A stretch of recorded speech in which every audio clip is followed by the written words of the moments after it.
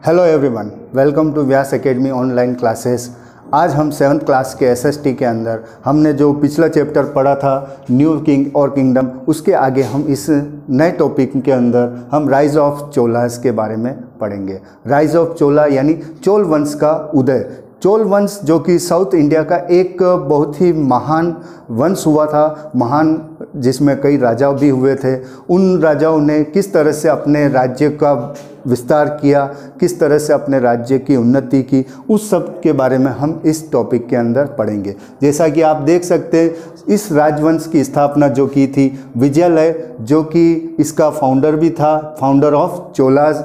विजयालय जो कि उरियार का एक सामंत हुआ करता था और उसने किस तरह से कैप्चर किया कावेरी डेल्टा, जो कि कावेरी डेल्टा उस समय पल्लव राजा के अधीन था 9th सेंचुरी के अंदर। तो कावेरी डेल्टा के ऊपर, क्योंकि उस समय जैसा कि मैंने आपको पहले भी बताया था कि जिस तरह से गंगा विलय के अंदर कन्नौज एक महत्वपूर्ण केंद्र हुआ करता था, उसी तरह से साउथ इंडिया के अंदर कावेरी डेल्टा भी साउथ इंडिया का एक महत्वपूर्ण केंद्र हुआ करता था, जिसके ऊपर अधिकार करने का मतलब होता था पूरे साउथ इंडिया के ऊपर कब्जा कर लेना। तो ठीक उसी तरह से कावेरी डेल्टा जो उस समय पल्लव राजा के पास हुआ करता था, तो वहाँ पर उन्होंने कब्जा किया in the 9th century. 9th century के अंदर उन्होंने उस जगह को अपने कब्जे में लेकर अपने चोल वंश की स्थापना की और बाद में धीरे धीरे उन्होंने अपने राज्य का और ज़्यादा विस्तार करते हुए अधिक से अधिक पड़ोसी जो उसके राज्य थे उनके ऊपर कब्जा किया और इस तरह से उन्होंने चोल वंश की स्थापना की। इसके बाद चोल राजा के अंदर विजयालय के बाद राजा जो कि इसका पुत्र था, विजयालय का पुत्र था, जिसने 985 में अपना शासन स्टार्ट किया और किस तरह से उसने अपने पिता की जो नीतियाँ थी, जो उस समय उसके पिता विजयालय ने अपने राज्य को बढ़ाने के लिए बनाई थी, उनका पालन करते हुए आसपास के जितने भी अन्य राजा थे, चाहे राष्ट्रकूट हुए, के शेर हुए, चाहे पल्लव हुए, इन सब को हराते हुए उसने अपने राज्य का विस्तार किया और इसने लगभग 1016 तक अपना शासन किया और इसके शासन के दौरान ही इसने अपने राजधानी जो इसकी थी तंजावर, वहाँ पर भगवान शिव का एक विशाल मंदिर जिसे बृहदेश्वर टेम्पल के नाम से जाना जाता है, उस मंदिर की स्थापना भी इसने की और ये भव्य मंदिर आज भी दक्षिण भारत का एक महत्वपूर्ण मंदिर माना जाता है। इसके बाद आता राजेंद्र चोल फर्स्ट। राजेंद्र चोल राजा का पुत्र था और इसने भी अपने पिता की नीतियों का अनुसरण करते हुए किस तरह से अपने राज्य को बढ़ावा दिया, किस तरह से अपने राज्य को आगे लेकर गया।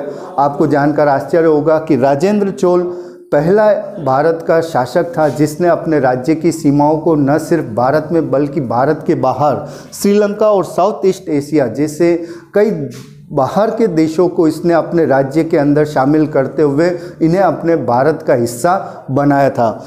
साउथ ईस्ट एशिया के अंतर्गत आप मलेशिया, इंडोनेशिया में आज आप जो देखते हो भारत के कई प्राचीन मंदिरों के अवशेष वहाँ पर मिलते हैं। तो वो मंदिर, वो जगह उस समय में इन्हीं राजेंद्र चोला के शासनकाल में बनाई गई थी। इसके बाद हम आपको नेक्स्ट टॉपिक में इसके एडमिनिस्ट्रेशन के बारे में बताऊंगा। जैसा कि आप आगे हम एडमिनिस्ट्रेशन ऑफ द चोलास के बारे में पढ़ेंगे। एडमिनिस्ट्रेशन ऑफ चोला यानी चोल वंश के राजा किस तरह से शासन करते थे, उनकी शासन प्रणाली कैसे होती थी, राज्य में किस तरह की व्यवस्था होती थी, वो सब हम इस टॉपिक के अंदर पढ़ेंगे। जैसा कि आप देख सकते हैं, king was the head of administration. राजा जो होता था वो उन सबका प्रधान अधिकारी होता था, सबका सर्वे सर्वा होता था, सबका मेन पावर उसी के पास होती थी और वो ruled with the help of minister और वह शासन जो करता था वो अपने मंत्रियों की सहायता से शासन करता था। जैसा कि आप देख सकते हैं कि उसका जो काउंसिल होता था, मिनिस्टर ऑफ काउंसिल जो होता था, वो राजा की कई तरह से मदद करता था शासन व्यवस्था को किस तरह से अच्छी तरह से चलाया जा सके। इसके बाद आप देखोगे कि Cholas empire divided into the 3 parts. Chola राज्य जो था वो 3 भागों में विभाजित किया गया था। जैसा कि आप अपने वर्तमान परिस्थिति में भी देख सकते हो कि हमारा जो देश है वो तीन स्थितियों में या 3 भागों में बटा हुआ है। सबसे पहले केंद्र सरकार होती है, उसके बाद राज्य सरकार होती है और फिर स्थानीय सरकार। ठीक इसी तरह से जो ये आज हम देखते हैं ये प्राचीन काल से चली आ रही है और इसी को हम आज अनुसरण कर रहे हैं। तो देख सकते हो कि चोला एम्पायर भी उस समय 3 भागों में बटा हुआ था, जैसे कि मंडलम, जिसे वर्तमान में स्टेट के नाम से जाना जाता है राज्य में, यानी चोला राज्य जो था वो कई मंडलों में बटा हुआ था, यानी कि कई राज्यों में बटा हुआ था। चोला एक सबसे बड़ा राज्य था, उसको विभाजित किया गया था मंडलों के अंतर्गत। तो मंडल भी जो थे वो फिर वेलेंडर्स के अंदर बटे हुए थे, वेलेंडर्स जिसे डिस्ट्रिक्ट के नाम से जाना जाता है। यानी कि जैसे कि आप देख सकते हो कि हमारे कई राज्य जो है वो जिलों में बटे होते हैं, डिस्ट्रिक्ट्स में बटे होते हैं। तो उस समय जो मंडल होते थे वो वेलेंडर्स के यानी कि जिलों के रूप में बटे हुए थे। उसके बाद आप देख सकते हो नाडूज। नाडूज का मतलब होता है विलेजेस, यानी कि जो छोटे छोटे गांव होते थे वो नाडू के नाम से जाने जाते हैं। नेक्स्ट विलेज असेंबली यानी ग्राम सभाएं जो होती थी, जिसे हम उरिया सभा के नाम से जानते हैं। यानी उस समय ग्राम सभाओं को, जैसे कि आज पंचायत समितियों के नाम से जाना जाता है, उस समय इन्हें उरिया सभा के नाम से जाना जाता था। तो इस तरह से हमने एडमिनिस्ट्रेशन ऑफ चोलास के बारे में पढ़ा। नाउ नेक्स्ट टॉपिक आता है लिटरेचर। ये भी एक महत्वपूर्ण बिंदु आता है कि चोल वंश के अंदर, चोल राज्य के अंदर किस तरह से साहित्य का विकास हुआ। तो इसके अंदर हम देखेंगे कि साहित्य के अंतर्गत चोल राजाओं ने जो कई धार्मिक रिलीजियस बुक्स होती थी प्राचीन काल की, उनको सब लोगों को उसका फ़ायदा मिले या सब लोग उन्हें पढ़े, तो इसके लिए उन्होंने क्या किया, मैनी बुक और रिलीजियस वर्क उनको ट्रांसलेट किया इन दियर लैंग्वेज। और उन समय की उनकी जो लैंग्वेज थी वो संस्कृत थी, उनकी तमिल लैंग्वेज थी, उनकी तेलुगु लैंग्वेज थी या कन्नड़ लैंग्वेज थी।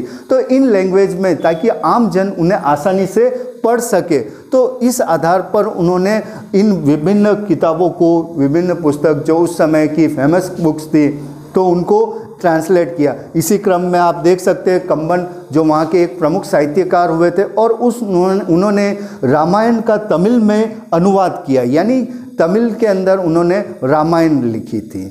इसी के साथ ये आपका आज चैप्टर समाप्त होता है और नेक्स्ट चैप्टर जो हम पढ़ेंगे उसमें आपको और दूसरी बातें बताई जाएगी। धन्यवाद।